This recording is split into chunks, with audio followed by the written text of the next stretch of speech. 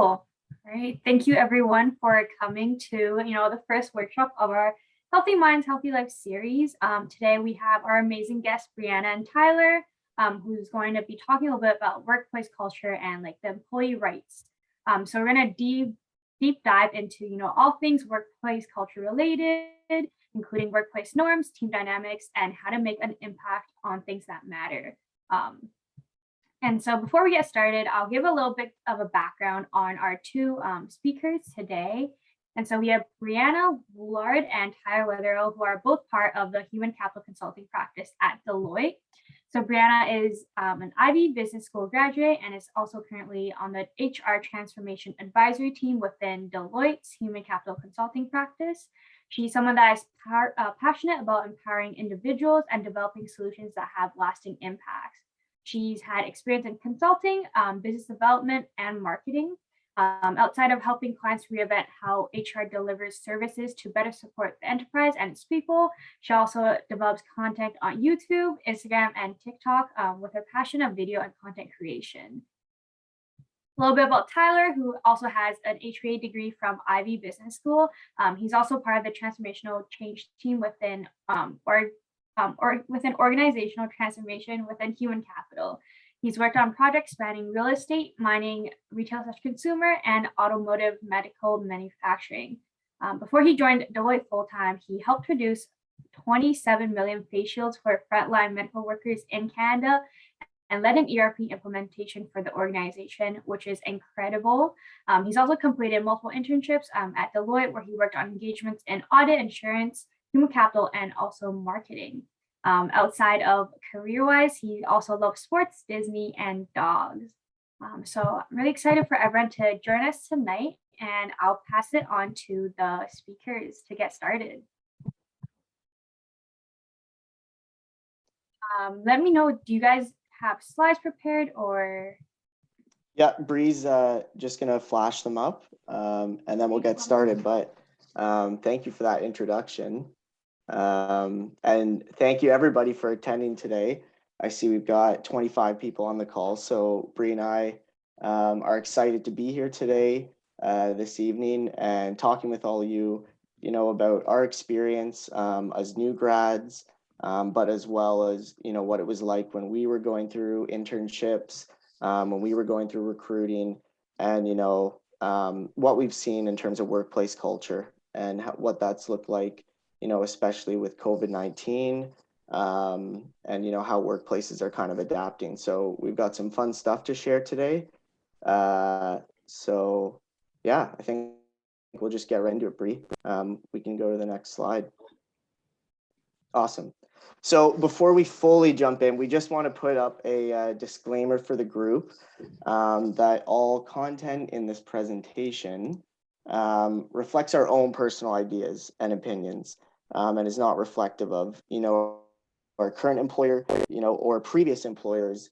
And we just wanted to say this to really just reflect that we wanted to approach this session, from a really personal point of view, and give, all of you our personal feelings and thoughts and opinions on culture and, being a new grad versus just focusing on, a specific employer or trying to center out a specific employer.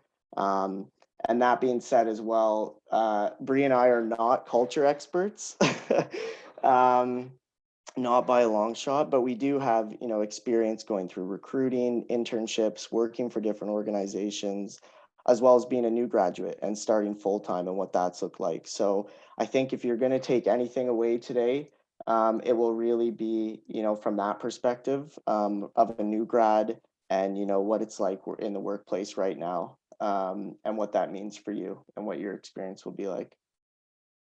So let's jump into our agenda for this evening. You guys did a way better introduction for Bree and I than what we had planned for ourselves. But we'll just reintroduce ourselves and just, we want this to be a personal session for the next, 45 minutes or so. So we'll get to know us a little bit. We'll do some engaging mentees on culture, and we'd love to hear from all of you and definitely make some room for participation and getting involved. And then kind of go into a little bit about our own personal experiences with culture. and what that's been like for us in the workplace. And then, from our experiences, providing you with some strategies for building good culture, what we've seen workplaces, start to do, whether it's because of COVID or just changing norms. And then leave time for questions at the end, whether it's around, what it's like being a new graduate, about recruiting, or culture specific. We'd love to just open up the floor and hear from all of you. So yeah, don't be shy during times that we ask for engagement, because it'll make this a lot more fun for all of you and for Bree and I. So we're here to have a fun time as well. So I'll just give a very brief intro about myself. I'm from Barrie, Ontario, so that's just 40-ish minutes north of Toronto, if anyone is familiar with the area. My education, I went to Ivy, graduated April 2020. Like it was said, I'm on Deloitte's transformational change team, currently working on a technology and new operating model implementation, doing some really cool change management work. And yeah, it's been a blast. Some of my past experience was working in operations during COVID for an organization making face shields. And then I did some Deloitte internships as well. I've had a little bit of marketing sprinkled in there as well in my early days. Favorite food is steak, Japanese barbecue, and Big Macs. Yep, love that stuff. And a fun fact about me is I have a black lab dog named Tank. So that's a little bit about me, and over to you, Bree. Awesome. Thanks, Tyler. So hi, everyone. Again, thank you so much for having us today and for the warm intro earlier. A little quick intro about me. I am also from Barrie. It's probably very rare that you have both guest speakers from Barrie on one call. So Tyler and I, we actually just met in Ivy, which was awesome. So also, I went to similar educational background as Tyler, 2020 HBA grad currently. And if you see me looking over here, it's because the presentation's on my monitor and you guys are over here. So sorry, I'm just to be mindful of that. So, my current role is actually in HR transformation. So it's within Deloitte's human capital consulting practice. And really what we look at here is enabling technology through the HR function, and we really set up the processes around that. So how do you rethink and reimagine the HR function leveraging technology? Bit of a mouthful, but happy to chat afterwards about that in more detail if you'd like.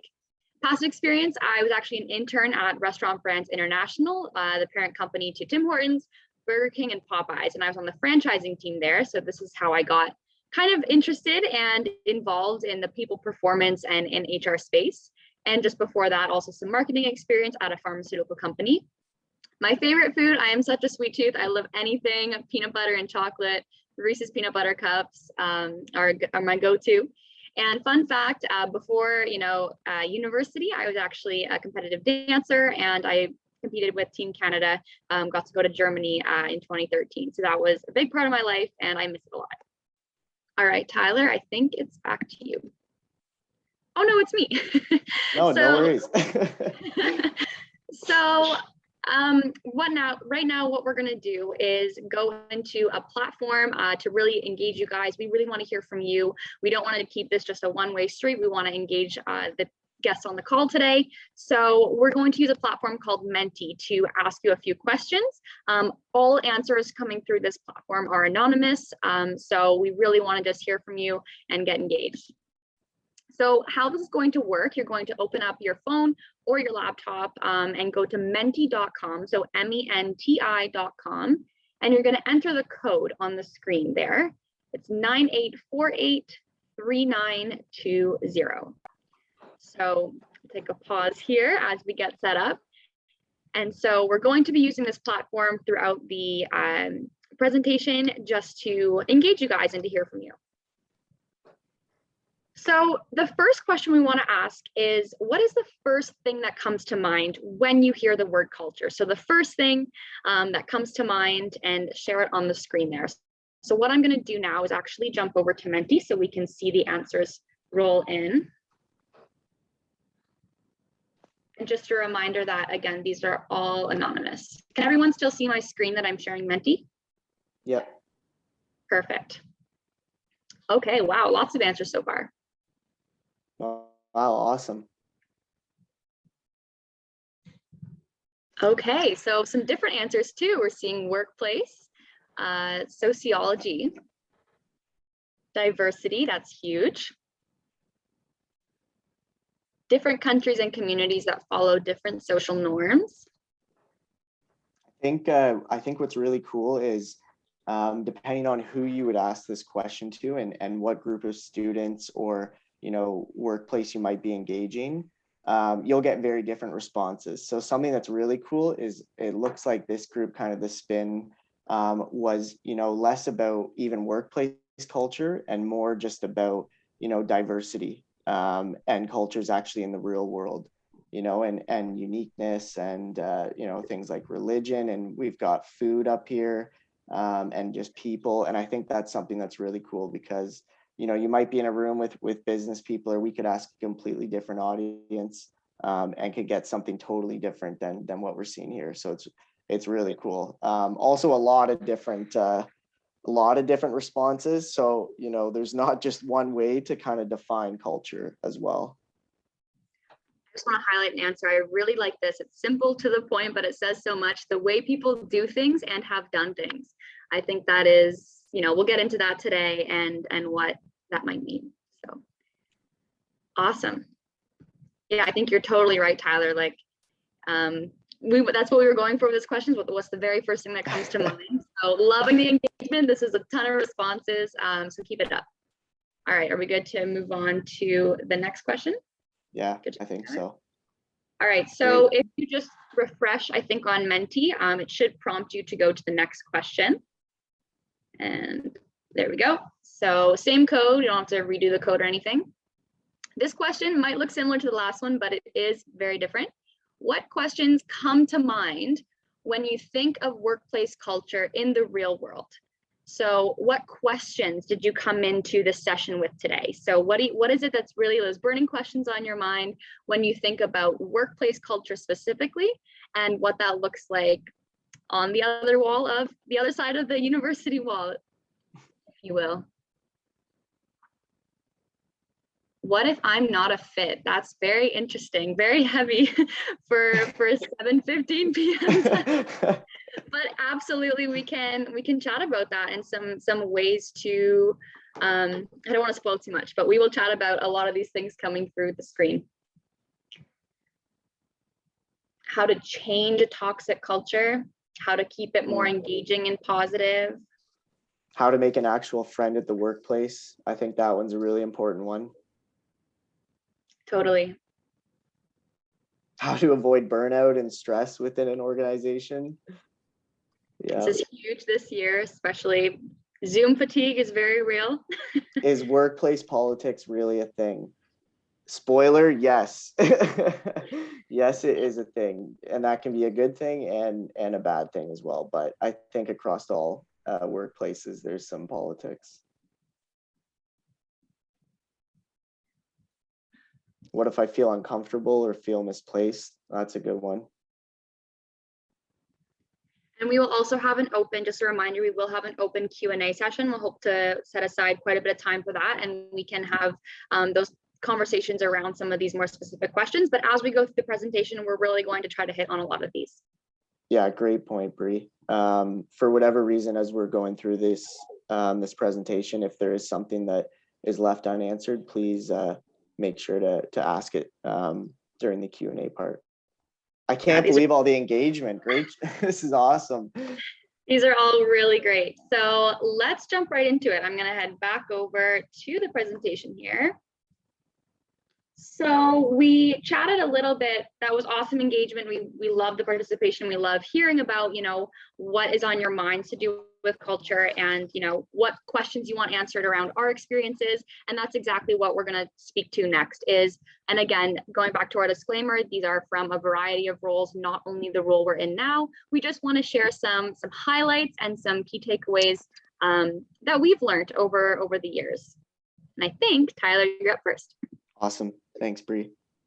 Okay, So I really like this. I just try to keep it high level, simple, and just share, some personal stories with all of you. So I'm excited for that. Starting with, we have their team lunches to teams calls. What the F happened to, our ways of working in the workplace? We had COVID-19 hit, and, as we knew it, it completely flipped the norms of working on its head. So, you're going to experience that, and different organizations have adapted in different ways, and that's affecting the cultures of their organizations. So, at a certain, at one point it was in person, meeting your teams, working alongside your teams every day and getting to talk to them. And now, when I joined Deloitte, for example, I was completely virtual in my onboarding experience, which was, very cool, but also something new and has its pros and cons as well. So something I've really learned, and, to try and adapt to this sort of virtual culture and hybrid model, is to figure out what works for you in a virtual environment. And I'm sure that you've already started to get those strategies together, as you've adapted to being a student in the virtual world, and what's helped you be successful. Some workplaces really focus on a hybrid model and some don't. And maybe that's something you take into consideration when you're looking for internships and full-time roles, aligning yourself with an organization that offers the type of work that you're looking for and the type of experience. And one last thing on this point, I would say, is it's really on you to make an effort, though, in this virtual world, because I'm in my bedroom right now. I'm not in the office. I don't have my team working right beside me. So when I need help, when I'm just looking for that personal interaction, it's on me to reach out and connect with people. But I think you'll find once you do that, in wherever you end up, people are more than willing to lend a helping hand and support you. So that's a bit about the virtual world. My next point: does it look like I'm working hard? And this is really around hustle culture. And if you haven't heard that before, that seems like a buzzword. I basically just mean, as a new grad or even as an intern, this culture or norm, you might think that you need to look like you're doing so much work. You need to set this big example and meet all these expectations, for your employer. And, really, this is all about making a good impression. And that's why this type of culture exists, but it's something to look out for. So it's really easy when you join, a company to just work, and, be so worried about meeting expectations. But what's really important is finding, a work-life balance. And especially, I think, as Bree and I have entered full-time work versus internship, you learn that it's a marathon, not a sprint. Where an internship is a short amount of time, maybe you can blitz and, do a lot more in a short amount of time. But once you're full-time, that's it. You're just working every day. That's all there is. So also, side note, enjoy university while you're in it as well, because it goes by fast. But anyway, so to address this hustle culture, really focus on finding a work-life balance and what works for you, and be aware of busy times and slow times as well, and take advantage when times are slow. And I'm sure you can relate to that even in your own schooling. I remember, when it's midterms, exams, you're grinding and buzzing, and then when it's not, maybe that's the time to chill out a little bit. So full-time work or your internship is very similar, but be aware of how your organization treats this, because that might sort of determine the type of culture that, where you would want to be. Okay, next point: leadership under fire. So this is about, basically, real leaders show, I think, their true colors, when things aren't exactly going to plan. And that's something to be aware of when you're looking at your teams, your culture in an organization, is how, when the going gets tough, how your teams are supporting each other and how they're helping you. And also, this is important for you as you enter your internships full-time, being aware of the impact you'll have on your teams. And during stressful times, being able to adapt your communication, your leadership to make a positive impact on your teams will go a long way and really help you be successful. especially, when I was working for an organization during COVID, it was really stressful times. Not only are we going to be in business, but the health and safety of, employees, and seeing leaders navigate through that time was something that was really inspiring, and really cool. Next, dream team versus dream organization. I'd say keeping in mind the lens of culture. Just be aware of, when you're recruiting and looking where your next steps are. Just be aware of, is it your dream organization that you want? And if you're at your, dream org, what is your team experience like on there as well? Because you might, have the best team ever and you're so excited to work with them, but maybe the organization as a whole doesn't align with your values or, what you believe in, or maybe it's vice versa. Maybe, you finally got that offer for the company that, you've been working so hard to join and get on board with. And then the team that you get, staffed on, or the people that you're working with might not align with you. And that can affect, your own experience and, the culture in an organization as well. And lastly, finding your work fam. So I know one submission we got on Menti was around finding, close friends in an organization. So this is something I wanted to stress on because, an organization where you can find like-minded people and people who will challenge your thinking, and be your friend, at the same time is really special. And it is possible, across all the organizations I've worked for. I've developed really close friends who I'm still, close with today, whether that's at Deloitte currently or in my previous role. When you make those connections, it can really go a long way in improving your experience on your teams, your experience with the organization, and, make you want to contribute back to the organization as well, which only, helps the culture of the firm or the company that you're working for. So yeah, those are my little tidbits of information. Bree, I'll pass it on to you to go over your stuff. Thanks so much, Tyler. Why do you have to set such a high standard? Now, Stop. Those are some awesome Please takeaways. stop. And I kept it even more concise. I kept it down to 3 points, just that I've noticed, like things that really stand out to me when I think of culture. And I think something that Tyler might have touched on in the intro, but I really want to hit home with is, we're still learning, Tyler and I. Like, these are just very, like, it's not like we've figured everything out. We're just like a year out of school. So these are just like, I wish I had, a longer list, but I'm still learning every day on how I can, as an individual, contribute to building a solid company culture and just staying true to my own values. So anyways, just wanted to preface with that, I wish this list was longer, but I just really kept it to the points that stand out the most to me based on my experiences. So the first one here, and as I thought about how I wanted to organize these points, this first one I did put first because as I go through and explain some of the others, I want to really hit home that culture really doesn't look the same at all organizations. So, I've been in, although this is my first full-time role, I have been in some different organizations in different roles, and the culture has not been congruent across all. And you can't, I guess, going into the workplace, just being mindful of that and being mindful that, what Tyler and I are sharing today and some of the more tactical strategies we'll get into for how organizations build culture, it's not going to be a cookie cutter approach and be the same across organizations. So that's something I've realized, and how I have gone about, maybe managing this, because you have one culture experience, you go into a new environment, and it's a little bit shocking to feel this culture change and to know that it's really not the same every door you step into.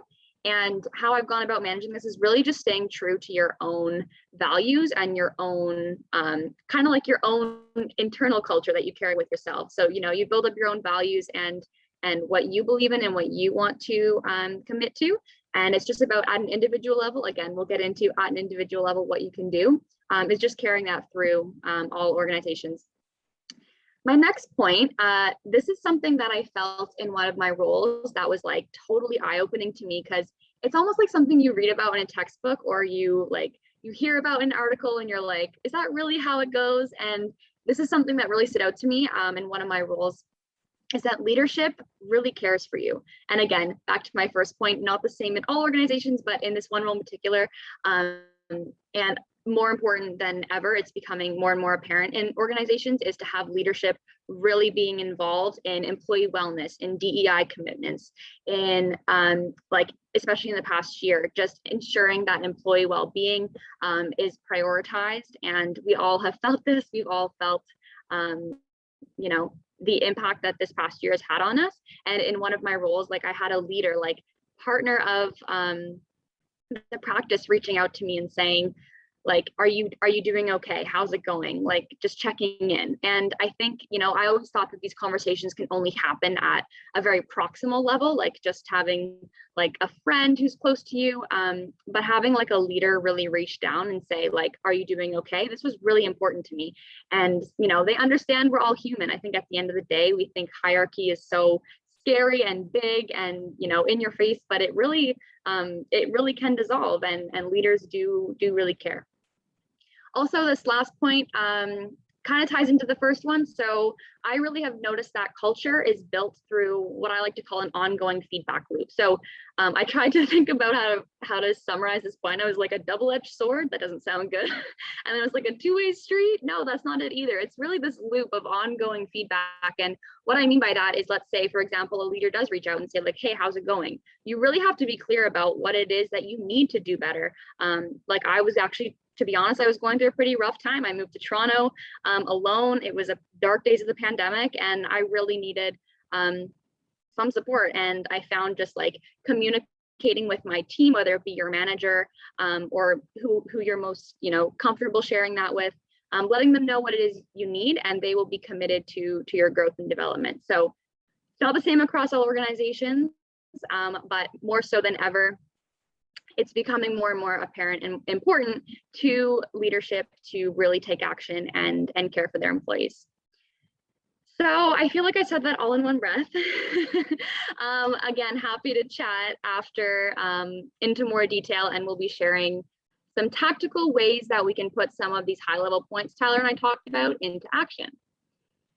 And so let's just dive into it a little bit. So we did want to hone in, if you take anything away from today, it's that across all levels, culture is important. Building culture happens at an individual, team, and organizational level.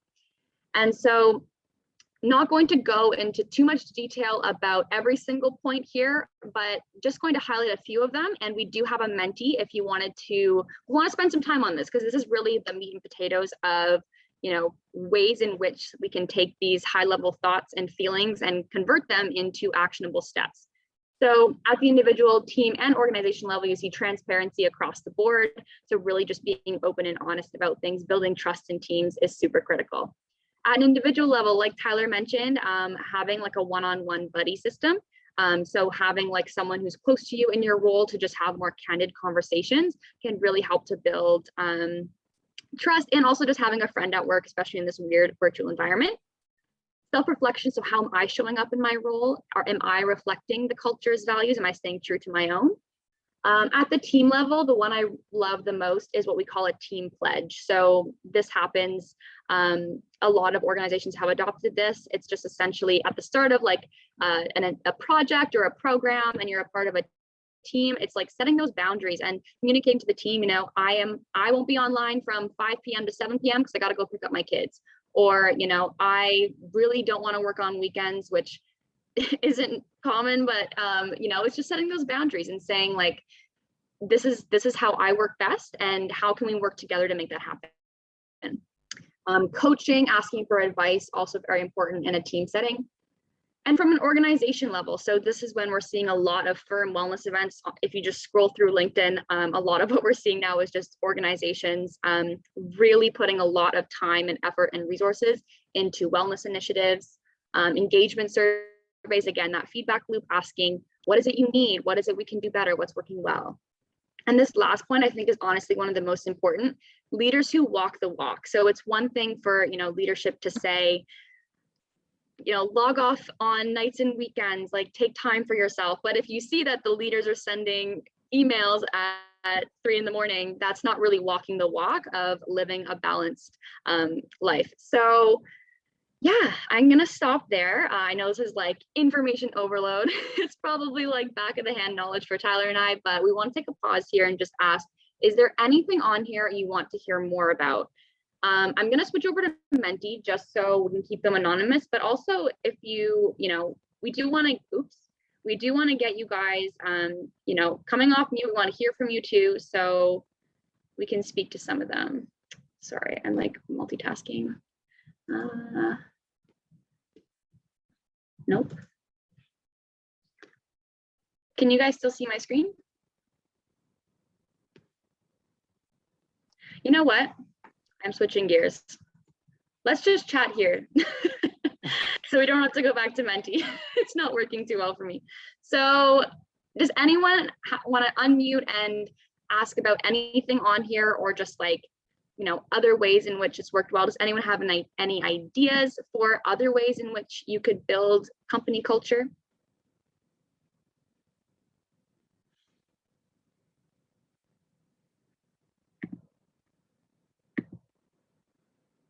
Oh, I see a hand raised.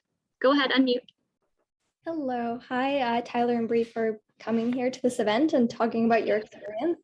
I'm really excited about this topic. I think what I've noticed a lot is that people have sort of a work culture, and then they have an outside of work culture or personality, I want to say. And I sometimes notice that maybe at work, sometimes people will be more like straightforward without the fluff, right? Because business needs to be business.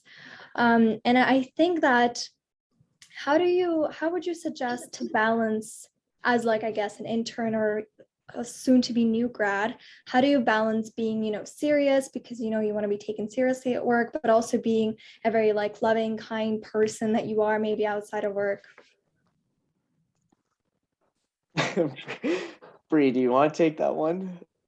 Sure, yeah, I can take it. Okay. No, it's an awesome question, and definitely a very real thought that I had as well. And it's so interesting you asked, because just recently I was, we were like reading up on this as a part of, just understanding more about what's happening in the world. And something that's really huge right now is what they call the whole person approach. And what that means is organizations, because of like the work from home environment too, like we're literally being able to see into our homes, and you see the kids running around. Like, I mean, I don't know, I'm not saying for everyone, but a lot of us don't. No kids, no kids over here. But this is a common thing, even if it's just like the work from home environment can be exhausting. And so ways organizations have done this is by taking a whole person approach. So it's about asking, like, what is it that's happening outside of work? And this is definitely a big shift that's happened post COVID. So I think you'll notice, especially your cohort coming into the workforce in the next couple years, like that dichotomy you're talking about of like what's happening at work versus what's happening at home, like it's becoming more and more merged together. Whereas, like I said, we do these team pledges where it's like, well, what do you have going on? And these conversations are real, they're happening within teams and just within like your manager and within your teams and your relationships. But yeah, I think it's a super huge shift that's happened, and you'll probably see it more and more come up throughout the next couple of years. So it's really exciting. Also, I've just like been to the office the past little bit, and like attire has definitely calmed down. Like people are in much more like, so it's almost like the two worlds are merging, which is kind of nice and refreshing to see. Tyler, if you want to build, go ahead. I think you nailed it. I would just maybe add, if looking at the individual bucket there, like around self-reflection, how am I showing up in my role, whether it's for your internship or for full-time, 100%, like, I stand by this, wholeheartedly.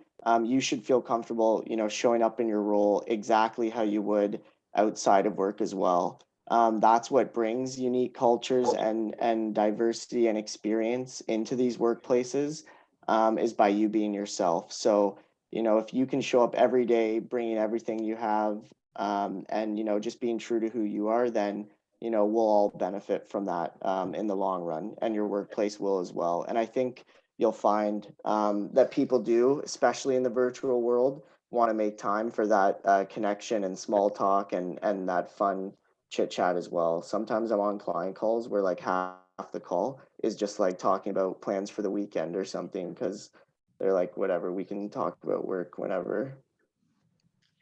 We're all human. Does that Yeah. answer your question? I love that. Thanks, guys. Awesome. Anyone else want to just know, this could be tapping into some of those questions you guys had written on the Menti before. Anything at all? I'm going to try to scan for hands. If not, we can move on. And if anything else comes up, we can chat at the end. Yeah, I think we're good, Bree. All right, Awesome. Tyler. Sweet. Okay, so we talked a bit about our experiences, and how we've approached culture and the workplaces and all that kind of thing. But if we leave you with anything today, it's these points right here, which is, to start off here, all levels are responsible for cultivating it. So I think Bree really explained this nicely. You have a responsibility to contribute to the culture just as much as your senior leadership team as well. And a real organization thrives when everybody is buying into the culture and living the values that they're posting on their website. Culture isn't just fluff from a textbook. I can remember being a business student, reading about culture and psychological safety and values and core values in an organization and being like, oh my God, what the but it really is real. It's tangible. You can see it in every day, from the moment you log on, from the moment you log off. You can see it when you're interacting with your teams. And it's really important to pay attention to it, because it is what will contribute to you having a positive experience or a negative one in your internships or in your careers as a new grad. It isn't a cookie cutter approach, that's for sure. Across all Bree and I's experiences, we've experienced different cultures at different organizations. And, depending on the organization, there's different ways to approach improving culture, improving work-life balance, improving, your experience. I worked for an organization during COVID that was all in person. And then when I joined Deloitte, it was all virtual. So, that the way that I approached culture and showing up each day was different, because one, I was physically on site at the client site, and then the other one, I'm on Teams calls all day. It's no longer optional, it's imperative. If you haven't picked it up already, we're saying culture is insanely important. And we see that a lot at Deloitte, where we're at right now. But a lot of other organizations as well have realized that, to be competitive, to retain top talent, top clients, they really need to place emphasis on culture and, their values, diversity, equity, and inclusion, and creating, an inclusive and positive atmosphere where employees, whether they're interns full-time or, been there for 20 years, can show up every day as themselves. It's something that's really important. And lastly here is a pretty big one. Culture is constantly evolving. So, maybe 2 years ago, an organization's culture would look completely different than what it looks like right now, all because of, COVID-19, the way the world's adapted, the way that working norms have changed. Deloitte's been an awesome experience to kind of see this happen. Because when I was an intern, it was all in person. I was in Toronto in the office, and now joining full time, it's a hybrid model. So it's a mix of virtual as well as going in person. So even the working norms and culture for an organization that I've seen over many years, I've seen change, and it's pretty cool to see. So yeah, those are our final thoughts. I think we'll go to the next slide, Bree, and then we had a fun activity to do with everybody, really to just show that it's very difficult, actually, especially as a new grad, where maybe you haven't experienced a lot of different culture challenges, navigating certain situations that might come up. So we got a little case, and then we're very curious to see how everyone reacts to what the problem is. So You can read it, and I'll provide some audio as well. You recently joined Firm A last week as a business analyst. You're already staffed on a project. So exciting. And you're super keen to make a good impression and contribute to your team's success. About Firm A is known for culture that is committed to DE&I efforts. It puts employee well-being above everything else. They're always looking for ways to enhance the employee experience, and you were so attracted to Firm A because of this incredible culture. So I hope everyone is taking detailed notes right now. It is week 4 on your first project, so you're basically a month in, and it's 10:34 p.m. You just finished making some late night student budget craft dinner, and you notice an email notification from your manager. And this situation has happened multiple times each week on this project. And your manager says, "Hey, I know we shouldn't be up this late, but I'm really in a pinch. Could you please get the proposal over to me by midnight? This is huge for the client and going to make us a lot of money and bring in new business."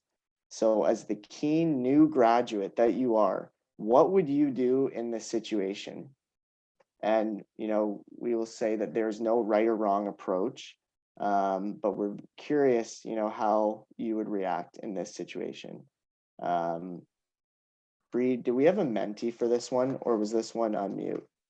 We do have a mentee. So Okay, cool. Does everyone give a thumbs up? Everyone understands the case, because we're going to switch over to mentee. So you're a new grad, you're 4 weeks in, you get this notification. Okay, cool. So I'm going to just get out of here. Now we will go back here. So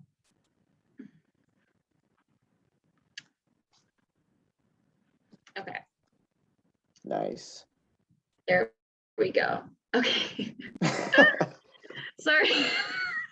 So Tyler and I made some adjustments to the case to be transparent, a little last minute. So this should actually say, you know what, we're going to change it in real time. We thought that 2 a.m. was a bit excessive for getting an email. Also, like, you're fast asleep by 2 a.m. Why would you even be like looking at your emails? And then we changed it to midnight. That's not how you spell midnight. There we go. Thanks for bearing with us, guys. Your manager sends you a request. Yes, this is by 10:34, due by midnight. So what would you do? What would you do? And this question is totally open. We're not looking for just in the moment. We're not looking for, what do you do next week? It's just what approach would you take in this situation? Okay, first answers are very contrasting. Quit, and I would do it. Quit. I would do it. I would either do it or try to pretend I never saw it and go to sleep.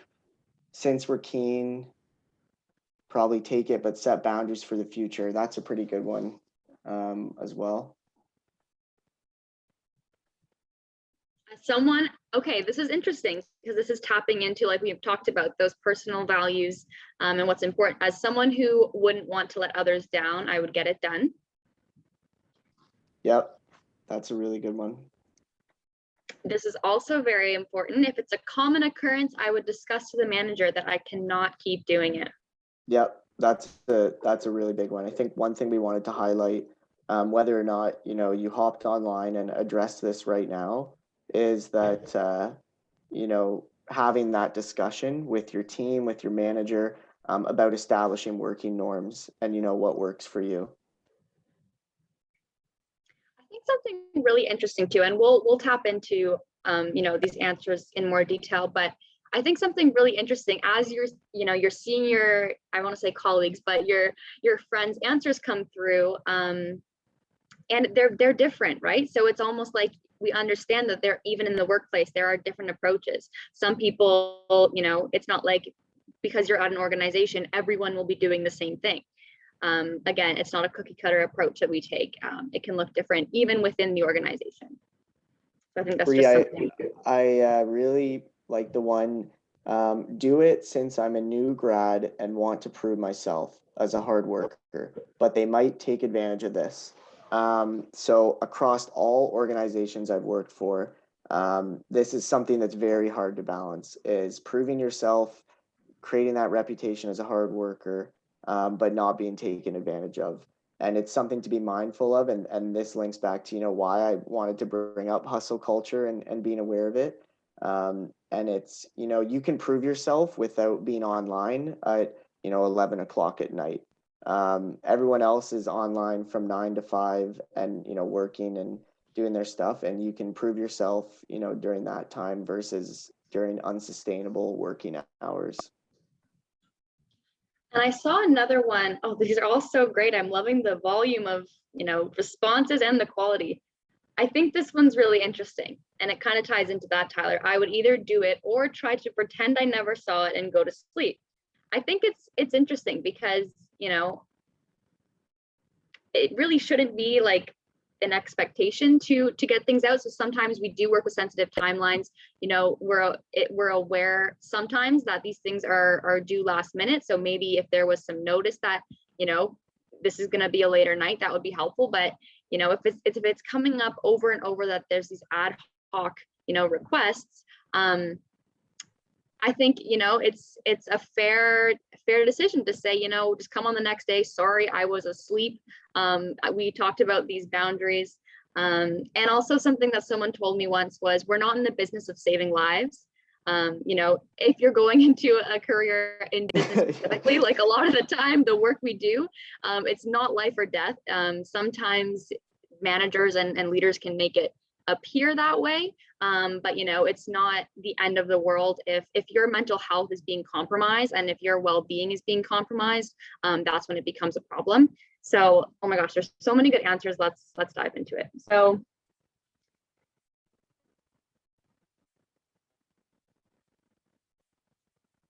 absolutely, it cannot be sustainable long term.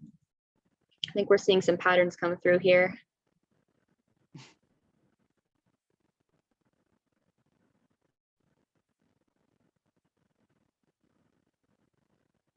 Okay, this is awesome. I would want to complete the work for midnight if it's possible to do this. However, I'd want to have a meeting and discuss better ways and voice my opinion if this is a common occurrence. So Tyler and I were chatting about this case a little bit, just in advance of the meeting, and we're like, how would we really address this? And this is actually pretty close to what we had thought of, because we also, as a team player, you're a part of a team. If it's possible, you're not burning out, you're not forcing yourself to stay awake. You're like, you know what, I can push through, I can get this done. It's done, it's out of the way, but it's following up and saying, this is beyond those boundaries I've set for myself. I'm really having a hard time with these hours, and wondering if we can work with the team to come up with a better way of tackling this. Maybe I could get on earlier in the morning because I'm kind of a morning person. And then we could pass it over more in the afternoon and leverage our team strengths that way. So Tyler, I don't know if you want to expand on this at all, but I really like this answer. No, I would just say, and I'm going a bit off track from like our specific case question, but something that's really worked well for me, because yeah, I can totally relate to being a go-getter and team player and wanting to just step up, is when I'm assigned work, actually asking, when is this due by?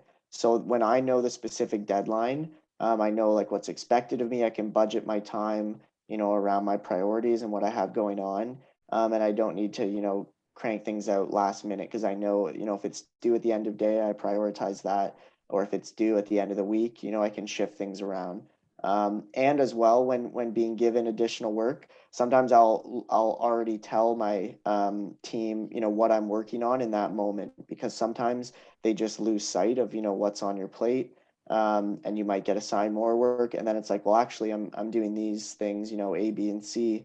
And then they might be like, oh, well, then, there's too much on your plate. We'll pass it off to someone else, that sort of thing. So there's different, tactics that you can use to balance your workload and balance your priorities.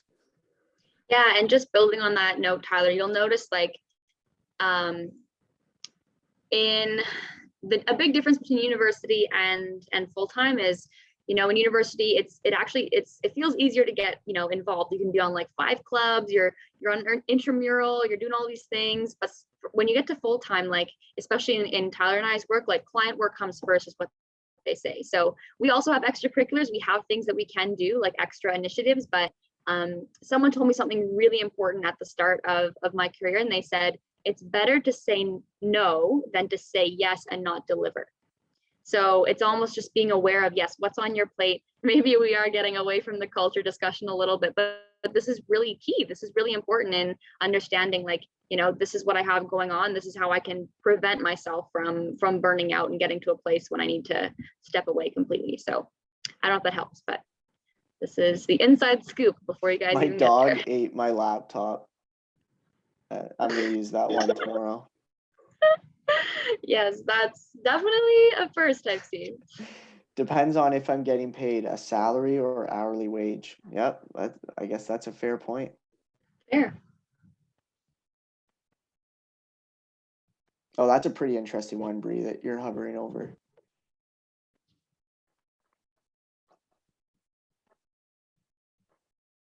Oh yeah, that is important. A 24-hour time frame to ensure quality of work and life balance. Very good. I think, yes, again, sometimes going back to, like, we do have timelines. We like, sometimes there are deadlines. So, but I agree, like, if there is adequate time to say, you know what, and like Tyler said, asking, when is this actually due? Like, when is this really need to get done by?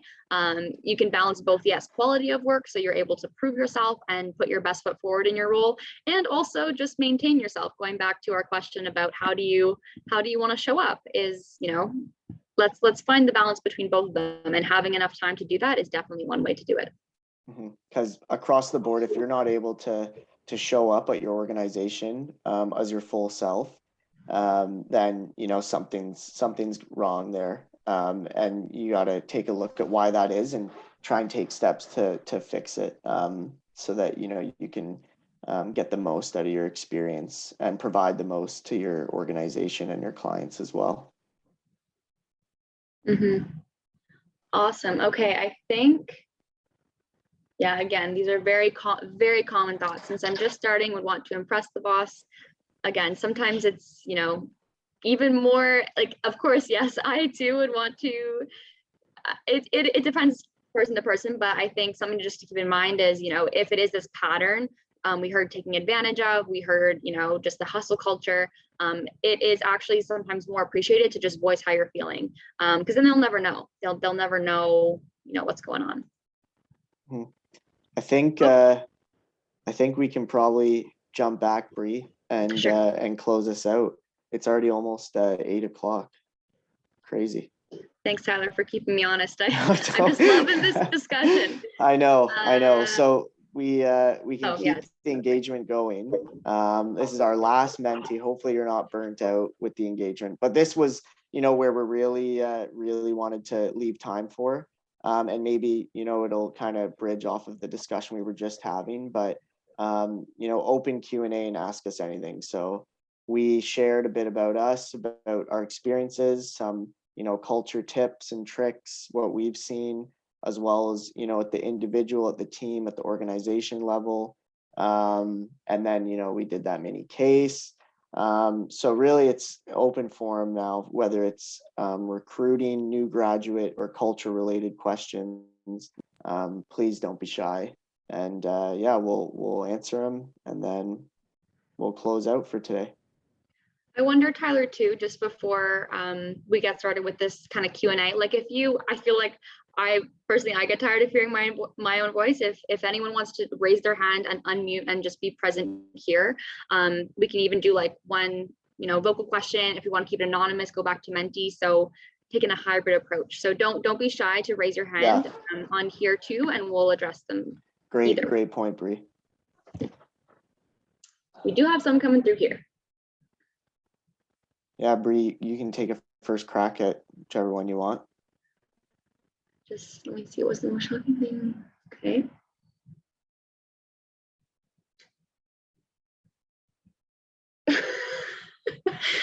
Oh gosh, these are all so, guys, I go to bed at like 9 p.m. just a heads up. So like, I'm really, oh my gosh, I've had Bree. a lot of coffee. Get your life together. Bear with me here. Okay, Tyler, you take the first one. I need a moment. Yeah, for sure. I love the Western call out, so I'll just look at that one quick. Transitioning from Western to Deloitte as a new grad, did you feel as though there was a culture shock from transitioning to university to the workplace full time? So definitely, not that that's a negative thing. It's just a brand new experience. I loved university. I love connecting with everybody and getting involved with Western and Ivy and extracurriculars.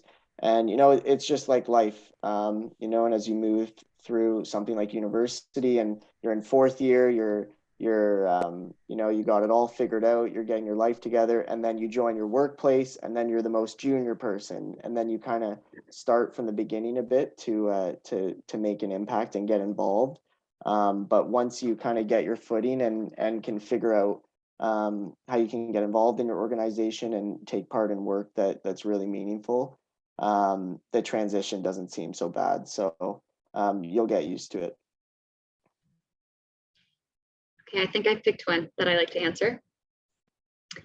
As a new grad, how did you guys choose which company culture? Oh, it's addressed to both of us. We can both tap in. How did you choose which company culture was right for you? And if you had multiple offers, why did you choose Deloitte? So this is actually something that I think I meant to mention in my experiences with culture, but I'm happy it's coming up now. So you'll notice that I think a big difference from internship recruiting, so like when you're going to look for internship versus full-time, is it's almost like a two-way interview. So, they're asking you questions to see if you are the right fit for them, but there's also, a screening you can do to understand, is this really the right place for me?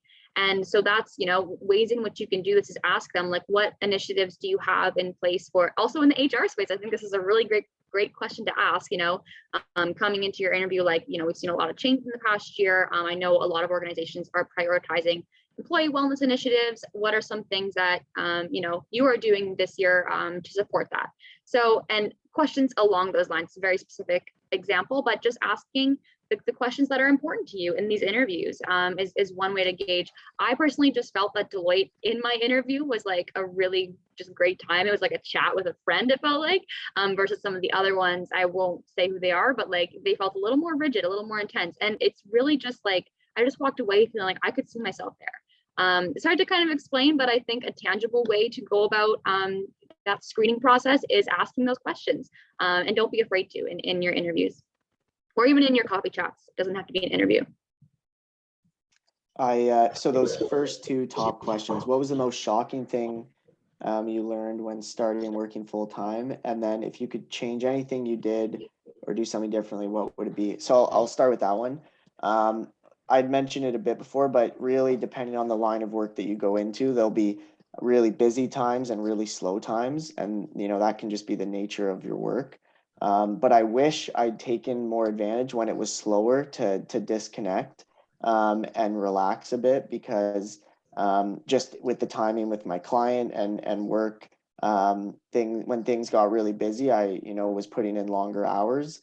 And at that time, I wish that, during the slower periods, I just, disconnected, because like Bree said, we're not saving any lives, and, the work can always be done the next day. So really just being mindful of when there's slow periods in your work and when it's going to pick up, and planning your work-life balance around that, I think is really important. And then the most shocking thing you learn when starting working full-time, I think in general, I was actually shocked to see, how much emphasis organizations have started to place on well-being and being a more inclusive experience, and it's really great to see that, especially in this hybrid world, whether you're working from home, in person, but seeing your employer support you and want the best for you, I think is something that's really awesome that's come out of COVID, and balancing work-life balance as a priority. Awesome. There's some more coming in here. We'll just go. Okay, so we've got 1, 2, 3, 4. I think I might, this is a heavy one, but I might take a stab at it. How would you confront others in your team or someone superior about an issue? Is it through a text, a call, or how would you start? So I found, of course, this is a real thing. We, hopefully, fingers crossed, we don't have to address issues too often, but they do come up. And when they do, it's how do you handle it? So something that has worked really well for me is just starting, when I say proximal, by the way, I mean like just someone who's close to you, whether in level or it's someone you built a connection with. It's just like a buddy you have in the firm. Maybe it's a fellow analyst or associate or whatever, just someone you feel comfortable like asking for advice on how to approach this, because I think that it does look very different organization to organization. And also like sometimes coming in from a university background and like going through this for the first time, what you think is the right way to approach it may not be the way that is typically done. Like this is something I think I've just had to learn, is just asking. So ask for advice with someone who's close to you first, like here's what's happened, and they'll be willing to help.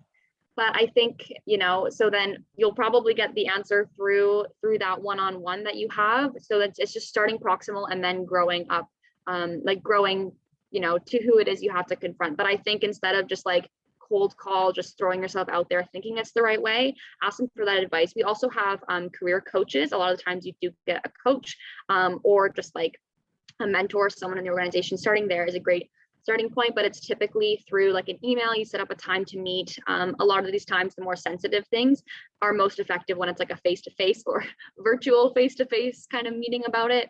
And oftentimes, the senior leader is like, they may not even realize that it was an issue. So I think raising it is certainly important. But I think just asking for advice from the right sources at the start is something that's worked well for me. Nice, Bree. Again, if anyone wants to unmute as well, go for it. But I will, how was the Deloitte interview? I had different coffee chats. I had a case interview and a behavioral interview.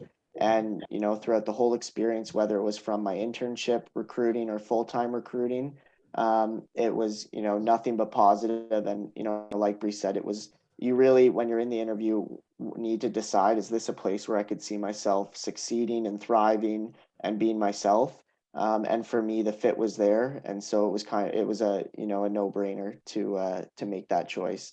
But I did ask questions in my interview process, like, what's the most important thing, for you, for like being a leader on your team, or, what about Deloitte's culture is important to you, or even in, other interviews throughout my life, I've asked questions like that, because I do think it's important to see how the leaders in these organizations respond to questions like that. So yeah. Yeah, I think Tyler's a much better candidate to ask this question, because mine was back in 2019 when the world didn't know what COVID was, and I was actually in person in the office. I didn't have a case. So it's definitely changed.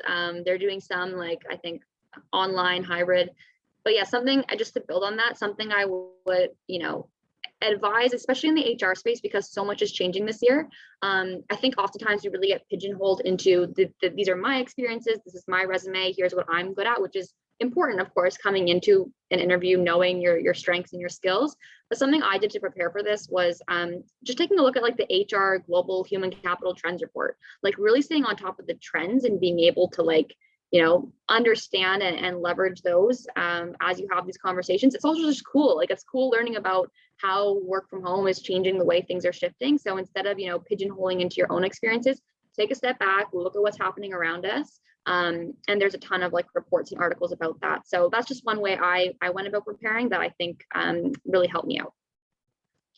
Hopefully that wasn't too much disclosure, but I think that's. What's the one at the bottom, Bree? How do you manage feeling physically ill in the virtual working environment? What would be the best way to let your team know if you feel like you could not meet the demands in your current state? That's a great question. Whether it's physical illness, mental illness, or just your emotional well-being. There's different ways that you can go about it, but I think at least what I've learned in my experience is, and Bree said this as well, is your teams do really care about your emotional state and how you're feeling, but they don't know what you don't tell them, basically. If you're really struggling with your workload or you need help, but you're not saying anything, it can be difficult for your teams to know that they need to, lean in a bit and help you and have your back.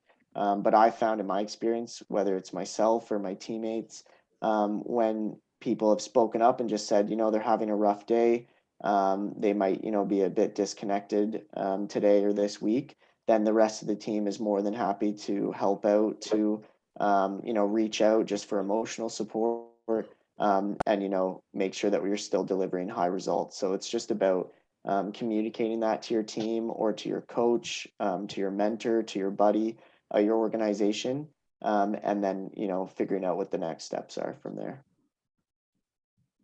Totally. Awesome. I think this one we haven't gotten to yet. Do you have a story where the work culture or the people you work with are not cooperative or not respecting of your boundary? How did you solve this problem? So I do see this as two kind of separate questions, just being like maybe working with someone who is perhaps less of a team player than you are, and another way, not respecting your boundary. Maybe they go hand in hand, but I think this is kind of like our case we talked about. So they're respecting your boundary. Like, I think it's even just about asking, like, for example, sometimes like we do get late emails and it's like, okay, are we expected to be online at this time? But I think that's really where those team pledges come in. And, it's even just a matter of like setting aside some time saying, this is something that, like, just coming back to our team pledge we set, I really don't find that I'm able to get the work done at these hours, wondering if I can shift, I can get my work done prior to this time, and if that would be okay with you. So it's kind of just revisiting, like, setting those norms at the start is super important. So setting, when I will be logging off, when you shouldn't expect to hear from me, and just setting those expectations at the start, but then also revisiting them if things come up. Because I think grounding it, being proactive and grounding, setting your boundaries at the start is very important, but then revisiting it if they fall apart. It's just one way about going about it. So yeah, it's just setting aside time. I find these conversations are best one-on-one. And if you feel more comfortable reaching out again to that proximal mentor or buddy first, figuring out, okay, how should I go about this? How would you frame this conversation? And then bringing it up. And then I think just, I see this actually as a separate question, is like not cooperative piece. I guess it's kind of just like a learn as you go. Like, sometimes you won't always have teams that totally meld, that totally come together and get things done efficiently and flawlessly. It's honestly kind of just like, I don't really know how to answer this. It's like a learn as you go, like in the moment. I don't know, Tyler, do you want to build on that? Like, have you ever had to navigate through? Like, I have, but I'm not finding the words right now. I almost started talking while I was muted and did the classic Classic on mute thing. No, this is something, throughout school, internship, full-time, you're gonna get along with some people better than you do with others, and that's just a fact of life that I'm sure we've all already experienced. And it's in those moments, it's about having the ability to have empathy, and flex your leadership style to adapt, in order to still deliver high results for your client or for your team, and get the job done, but not adapt so much that you're compromising your own beliefs and what you believe in, but also not dying on your sword, so to speak, and going down a rabbit hole. So that's kind of a very high level, vague response, but basically what I'm saying is, in my life, when I've worked better with people than others, I just try and really adapt my communication or adapt my leadership, to still try and get the job done with that person. And that's kind of the advice that I've been given from others as well, when dealing with a people or workplace culture that isn't as cooperative. Yeah, totally. And it is also something, like, it's hard to put into words, but it is kind of something in the moment that you just learn it as you go, and you learn more and more about how to navigate those problems too.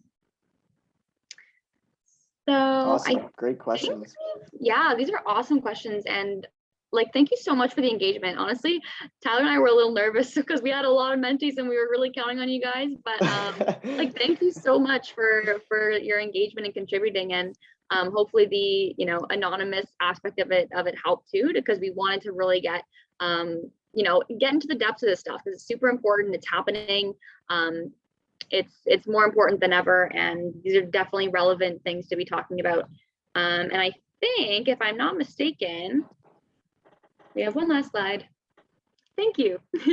So thanks for, for having us, for trusting us to share. We don't have, we're new grads as well, newly into the workforce. So we're learning as we go. We're learning every day. But thank you for letting us share, what it is that we've learned and trusting us to deliver that to you today. So yeah, Tyler, any final words? I would just say if you want to connect with us on LinkedIn, for just a separate one-on-one chat or coffee chat, or just have more questions about anything, please feel free to do so. Breanna and I are always happy to connect and talk. And yeah, we just appreciate you having us here. And definitely one thing I would take away is I really am passionate about that piece on showing up as your full self to work, and finding an organization where every day you can be yourself, because then you're happy, you're creating high results, and all of us will benefit from everything that you do, if you're enjoying what you're doing and happy. So that's what I would leave you with. Yeah, for sure. I just want to say another big thank you on behalf of everyone here. Thank you to our amazing speakers, Breanna and Tyler, for really just giving amazing pointers and advice. I think for me, I definitely was able to learn so much, and as becoming a new grad soon, the questions you guys answered were definitely hitting home, and I definitely learned a lot on realistic, approachable ways to really increase or implement better culture at the workplace. What is that workplace culture? And so yeah, I just want to thank you guys again, and thank you to everyone who did join us tonight. We do have 2 more workshops coming up next week, so if you guys are interested, make sure you check out whether that be our Facebook, our Instagram, or our website. Yeah, just thank you to everyone who came out, and thank you to our speakers again. I hope you all have an amazing night. Yeah, thank you guys. Thanks, guys. Thanks, everybody. Bye. Oh, should we put our link? Should we put our contact somewhere? Feel free to put it in the chat. Okay. Or if anyone misses this, you guys can reach out to HRA. We'll redirect you to their LinkedIn's.